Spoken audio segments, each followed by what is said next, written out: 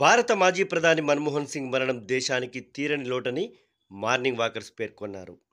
ఆయన మరణం పట్ల పెద్దపల్లి పట్టణంలోని ప్రభుత్వ జూనియర్ కళాశాల మైదానంలో మౌనం పాటించి ఆయన ఆత్మకు శాంతి కలగాలంటూ వేడుకున్నారు. భారత ప్రధానిగా, రిజర్వ్ బ్యాంకు గవర్నర్గా, ఆర్థికవేత్తగా భారతదేశానికి ఎన్నో సేవలు అందించిన మన్మోహన్ సింగ్ మరణం దేశానికి తీరని లోటంటూ ఆయన సేవల్ని గుర్తు చేశారు. ఆయన ఆత్మకు శాంతి కలగాలంటూ పెద్దపల్లి జిల్లా కేంద్రంలోని ప్రభుత్వ జూనియర్ కళాశాల మైదానంలో మౌనం పాటించి నివాళులర్పించారు మార్నింగ్ వాకర్స్.